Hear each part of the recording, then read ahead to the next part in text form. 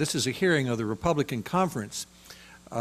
We actually unanimously agree that we want clean air, and that the sensible way to deal with that is through 100 new nuclear power plants, but we hope that a growing number of our Democratic colleagues will agree with us and that the President will pick up the challenge as well, because the best way for us to be able to build 100 new nuclear power plants in 20 years is presidential leadership, is to ask the Nuclear Regulatory Commission, to ask the Department of Energy to give him a plan, the President, and say what would it take to do it and begin to knock the obstacles out of the way. It was encouraging that Secretary Chu said something the other day about moving ahead with loan financing for 4 new nuclear power plants. I'll be interested in what the panelists have to say about that, but that's just the beginning. We need a great deal more.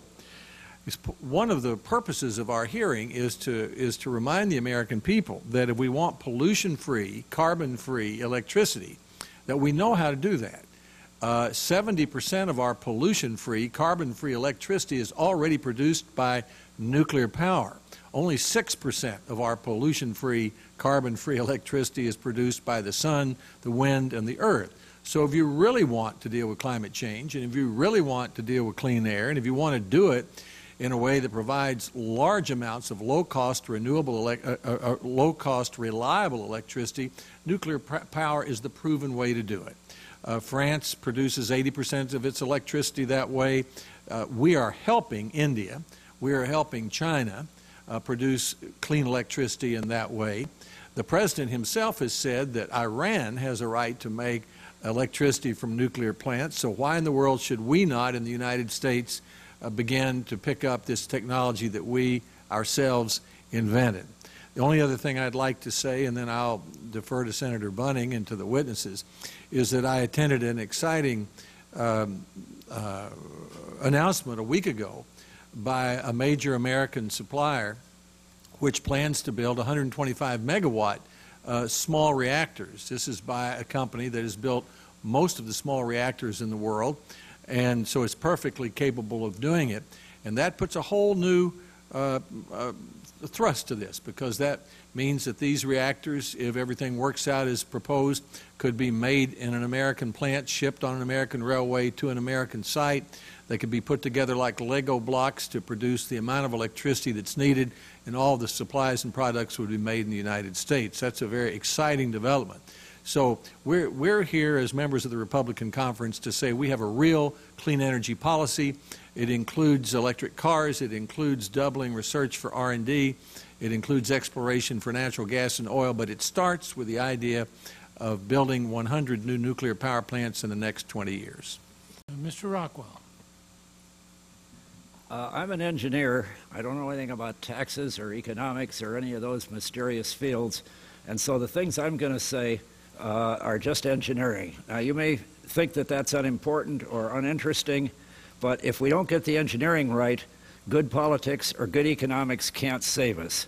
As my old mentor, Admiral Rickover, put it, nature isn't as forgiving as Jesus. Now, I have to make a few points, and they'll necessarily be because of the time restrictions, the bumper sticker length, and not very convincing by themselves. But there is handout material out front to amplify and explain some of those things. And so I rested on that. We got to start out with recognizing that energy is defined, its very basic definition is the capacity to take action, the capacity to do work. And lots of action and work are needed in this country to do all the things that we want to do. Anything that anybody tells you they're going to do, the first thing they have to do is expend energy.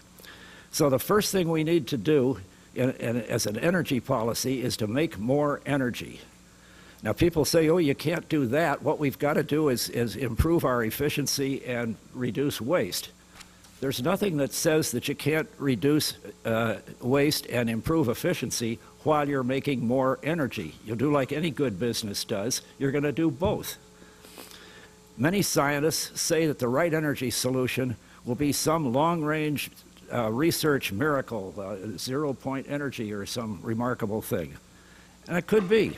So we ought to devote a little bit of effort to that. All good businesses ought to keep an eye on long-range possibilities. But the serious effort and the urgent effort needed in the energy field is to produce more energy now.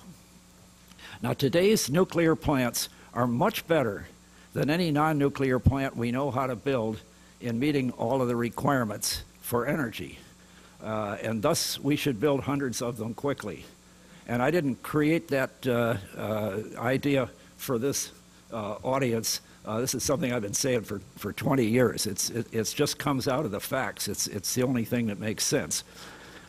Today's nuclear plants meet all of the requirements for any energy source: safe, reliable, predictable, affordable, renewable, and gentle on the earth. No other system that we know how to build meets all those requirements. It's as simple as that. No other system meets all of those requirements. We talk about what we may be able to do with coal or what we may be able to do with biofuel or windmills, but nothing we know how to build today meets those requirements. And yes, nuclear is renewable. The facts are behind you there. Those of you who have been fighting that fight to get that fact recognized in the Congress on the record should be encouraged. The facts are on in your side, and if there's any way I can help with additional information in the future on that issue, I will certainly be glad to do so. So the technical facts, if you come in cold to this issue and you look at the technical, scientific, engineering facts, the nuclear power plants are a shoo-in. There's no competition. And then you say, well, what about their performance in the real world? And again, the performance has been astonishing. And on those two bases, there should be some awfully good reasons not to use nuclear. We find ourselves looking at nuclear as a last resort. It's not a last resort. It's the obvious solution, and there ought to be some darn good reasons not to do it. Now, all of these technical facts are, of course, bipartisan. They're true in the real world, and they're really unavoidable. The alleged problems that the nuclear faces don't really occur in the real world. The waste problem, you know, how many people are being hurt by waste? None. Where is the environment being hurt by waste? None. We've got some backup information on that, but that's scare stuff. It is not occurring in the real world. One point I would like to make before signing off here is the president says we don't need Yucca Mountain. Now, I don't know whether his intent in saying that was to help nuclear power or to hurt nuclear power, but it doesn't matter. The point is, what he says is true, that we do not need Yucca Mountain. We never did need it.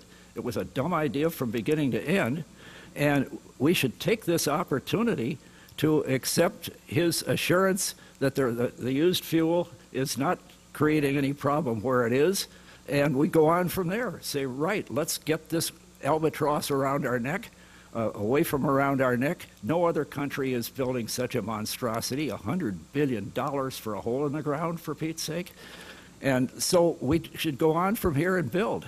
And we got to get nuclear people to stop bad-mouthing nuclear. The nuclear people themselves talk about a new plant, and they say, of course, we've got to make them safer. We've got to get a solution to this terrible waste problem. These problems are not hurting anybody. And we ought to, you don't hear that kind of talk from coal.